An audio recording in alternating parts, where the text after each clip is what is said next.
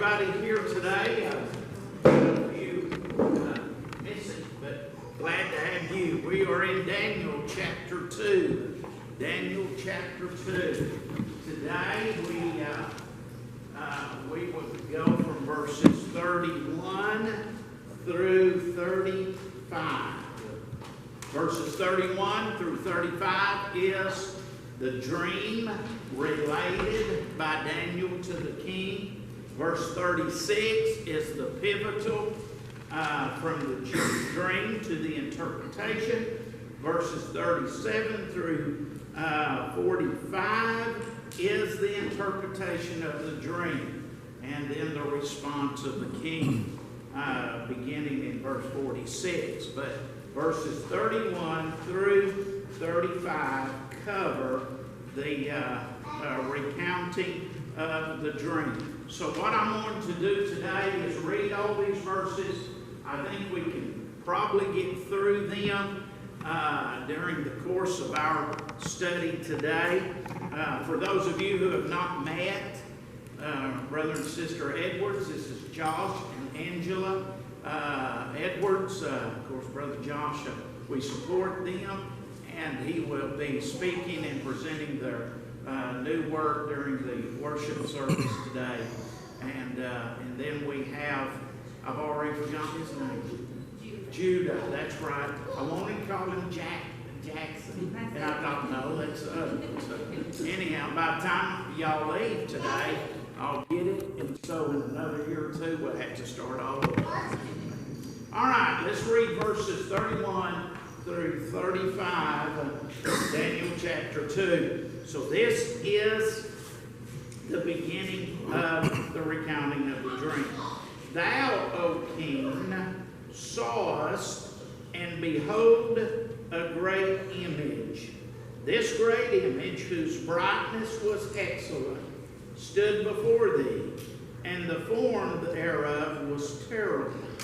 This image's head was of fine gold, his breast and his arms of silver, his belly and his thighs of brass, his legs of iron, his feet part of iron and part of clay.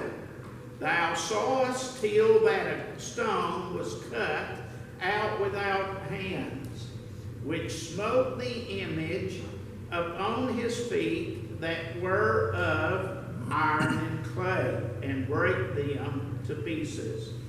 Then was the iron, the clay, the brass, the silver, and the gold broken to pieces together, and became as chaff of the summer threshing floors. And the wind carried them away, that no place was found for them. And the stone that smote the image became a great mountain and filled the whole earth. One thing that is impressive to me as I go through the recounting of the dream is to observe how confident and detailed Daniel's words are due to the revelation of God. It reminds me of, I think, an important principle, that when God gives to us, and I'm going to use the word revelation, then I need to clean it up, lest you think something that I'm not saying. But when God reveals to his people things, he makes us pretty sure of what he's saying. Now, I do understand, and you understand, that at times God reveals to us all we need to know at a certain point. And we have to, if you will, take some steps in order for, I'm going to use the word, more revelation to take place. So we understand that. But what God does reveal to us, he is very clear so that we can have great confidence in it. And I know here we're talking about something that is different than what we have today in quote-unquote revelation. But it's still a principle that whether God is doing what he's doing with Daniel in this case, or you and I have the revelation from God through His Word, He's still pretty clear about what He reveals to us. So clear that according to Jesus and Paul, simple people can understand the revelation of God. And that's because it's pretty clear. It's pretty obvious.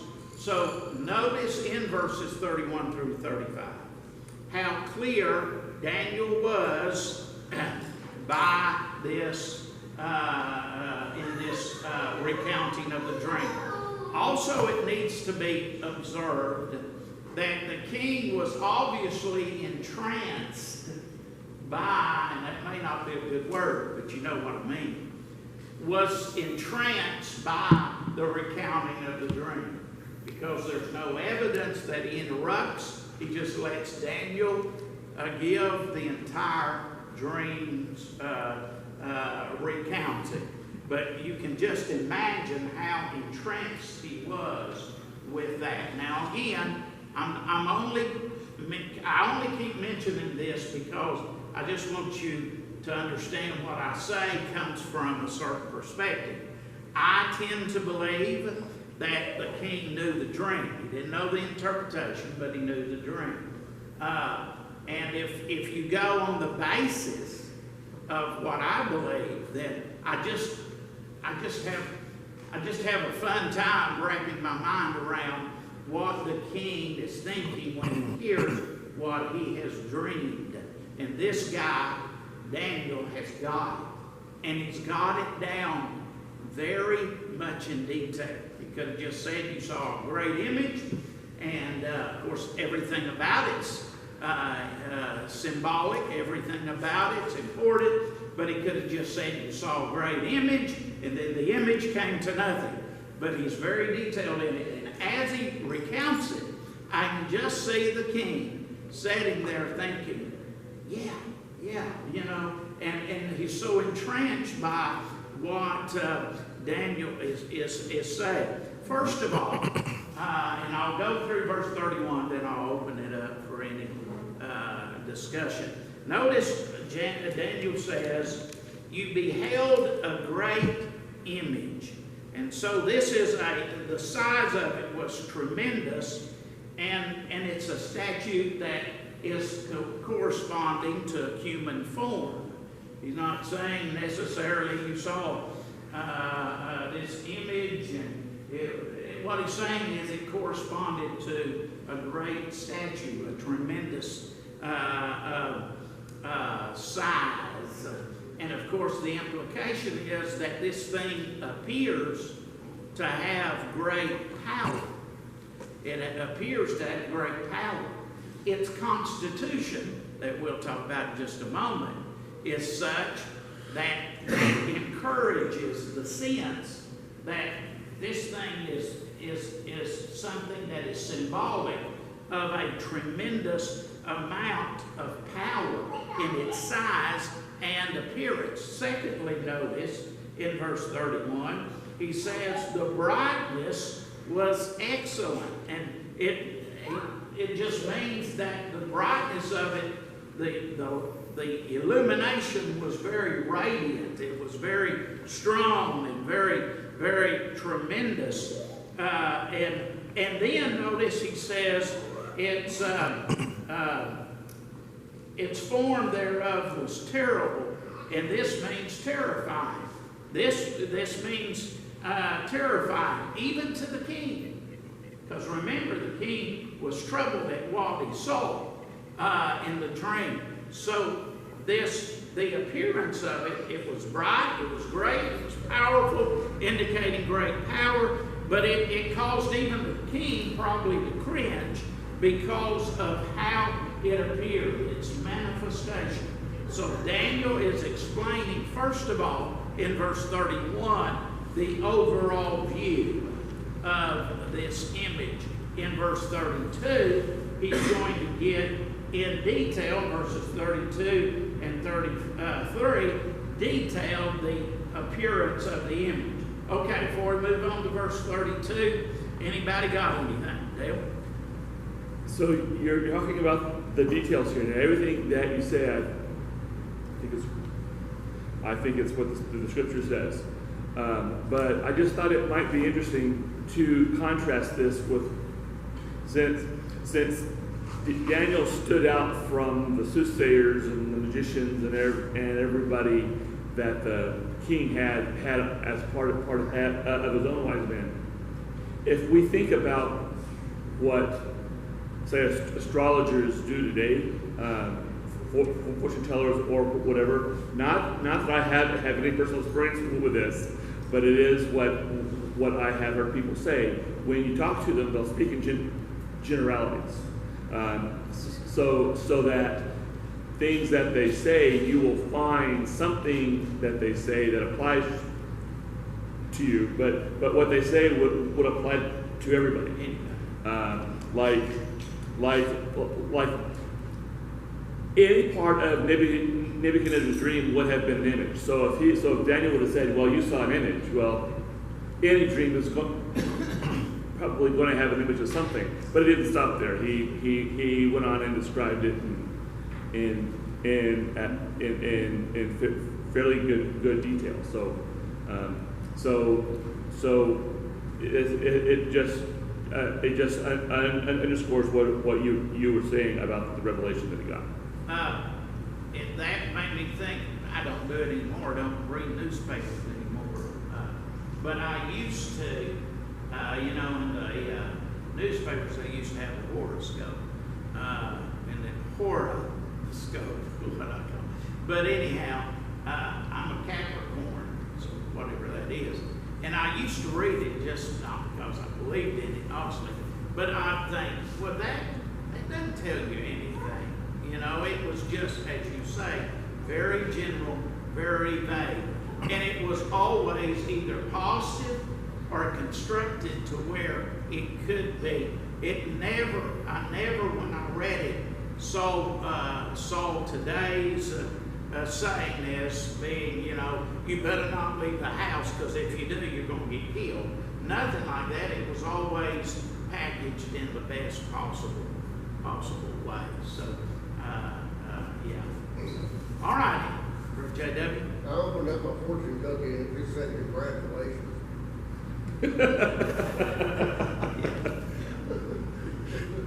Well, and that's the same thing,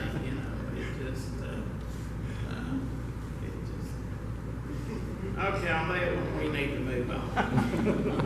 All right, let's go back to verses 32 and 33.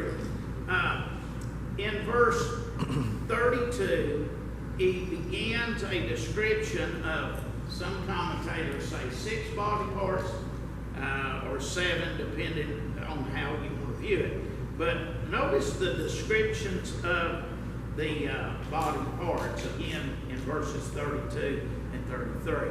The head is made of pure gold. The head is made of pure gold. The breast and the arms are made of silver. The belly and the thighs of brass. The legs of iron, and the feet of iron and clay. Something that you can note from that is the fact that from the head to the feet of the image, there is steady deterioration in the materials. Steady deterioration in the materials. It starts out as gold in the head, and it ends in the feet of iron and clay. Then, notice also in the constitution of this image that only the head constitutes a unified whole. The other parts extend beyond one body part or is mixed in their constitution. So the head starts out, and I'm going to use it to say this, the head starts out as good as it can get, as far as what man can do, if you would. But after that, it starts progressing or deteriorating as it goes to the feet. So that's interesting. It's something that also needs to be kept in mind. Likewise, the materials in their gravity decrease from the head down to the feet. Also, the materials that increase in hardness from the head to the legs. The feet are accepted due to the clay. So there's just a lot of things that change, beginning from the head all the way down to the feet. Now, one thing that this kind of conveys is the fact that when you begin at the head, the image is top-heavy and very weak in the feet. Now, remember, this is kind of an image of a body, if you will. But the head or this image is top-heavy at the head, but then it weakens as it goes down. All right, I see no need to go over those two verses other than that. Verse 34. Notice in verse 34 that the stone is cut without hands. The stone is cut without hands. In other words, this is not made, this stone that will destroy the image is not made by man. The stone is cut without hands, and it smites the image at its weakest place, which is in the feet. Now, we'll mention this. He says it smote the image upon his feet that were of iron and clay, and brake them into pieces. So he smote this stone, the stone hits this image at its feet. The feet were broken and brought to nothing. Now, if you go to verse 45, I'm not going to go there because of time's sake. It appears that this stone is cut from a mountain. Some commentators say that it's actually a stone that breaks off the mountain. I don't know how, but if that's true. But the stone does seem to come from a mountain. And again, the stone is cut without human assistance or any indication of human power, and the stone destroys the image without any human help or involvement. And again, that's important as we go into this study. Also, as you go into verse 35, you need to note that the power and the violence of the blow is obviously substantial. And in the stone destroying the feet, that's significant because not only does the stone begin by destroying the image at its most vulnerable place, it also destroys it at the place where the image could possibly move, etc., so forth. So it begins at the most vulnerable part and then proceeds from there, as we're going to see in verse 35. Oh, okay. Anybody got anything? JW, you're scowling. Committed to memory. Okay. Just think. All right. Anybody got anything? All right. Let's read verse 35 because this is interesting. Then was the iron, the clay, the brass, the silver, and the gold broken to pieces together and became like the chaff of the summer threshing floors. Now, observe here, and I found this interesting. There's a couple of things I find interesting about this. He doesn't say that the legs, the breast, and so forth were destroyed. Talks about the materials that were used in the construction, and I'm using the word construction, the constitution of the image. He talks about the constitution of it. Secondly, notice how he says it in verse 35, because it shows that beginning at the feet and moving up, it ascends in its destruction. Now, how do you kill a snake? Very carefully, I guess. But Set up. I feel like I'm watching that Andy Griffith show where Barney asks Andy, how do you put out a fire? With a hose. But you don't kill off the tail. I mean, you don't hit the tail. You cut off the head. And you've heard that analogy used on other things. You know, if you're going to destroy this, you cut off the head. But notice how this is reversed. And it starts with the feet, but now it's destroyed, ascending back up, which is interesting and important, I think, as we get into it. Dale, you got something? Not yet. Okay, all right. Notice too, this is fast. I'm going to tell you now, I'm going to stop here and just say that in the book of Daniel, what little I've known, I've changed my ideology on some things. But there are a lot of things that as I read and study more, they become more fascinating to me. And the way this image is being destroyed is interesting. But then notice too, this image is not broken in pieces.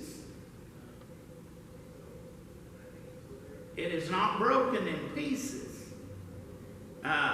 Now you think about some of this material that's constituting this image.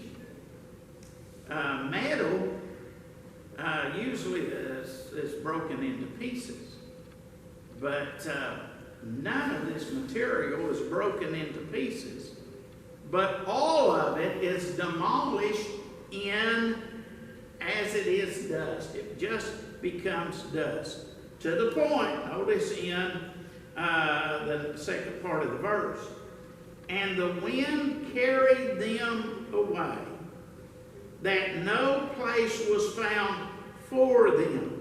In other words, you could not find a trace of the materials of what constituted this image. It's gone totally. Usually when you have any kind of destruction, you still can, of a pretty good magnitude, you can find evidence of it. I remember, and this is something that I don't think that would be all that unusual. But I remember reading something a few days after 9/11 about all that dust and all that stuff after the towers collapsed, how that some of that dust went hundreds of miles in the wind, and people found, dust from those towers for miles and miles away. Now, this says no place was, and it doesn't mean just a resting place. It means that you couldn't find any traces of it, which is pretty interesting. Then it says that the wind carried them away, that no place was found for them, and the stone that smote the image became a great mountain and filled the earth. Observe that this stone actually grows now. It increases after the destruction of the image. It becomes a huge mountain and fills the entire known earth in the dream. So think about this dream. It begins with a huge statue, and ends with the largest possible mountain. And the image is completely gone. And as the king is hearing this, the king is not interrupting, and yet everything is clicking, whether he knew the dream or not. It's obvious everything is clicking with him as Daniel describes this dream. All right, anyone? That's all I've got. I know we're a little early, but I know y'all got comments. Some of you do. Yeah, I always thought that it was interesting in this, and I wish I had the list in front of me, but in Hebrew and biblical literature, each body part is symbolic of a particular thing, whether it's the arms, the head, the eye, the feet, the legs, the chest, the belly. All of these things have their place in symbolism. And I've always thought, and like I said, I don't have the list in front of me right now, but I'm almost willing to wager that if we sat down with that list, we could find correlations to each of these body parts and the kingdoms they represent in some form or fashion to the biblical picturing of body parts. Because in that Hebrew literature, everything is symbolic of something. Not just with the body parts, but interestingly enough, with wind, with dust, with mountain, with stone. All of these things are symbolic. And I love the way that even though this was relevant in Hebrew writing and biblical, it's also made to conform to Nebuchadnezzar's dream. Because there's a universality in the way God applies things.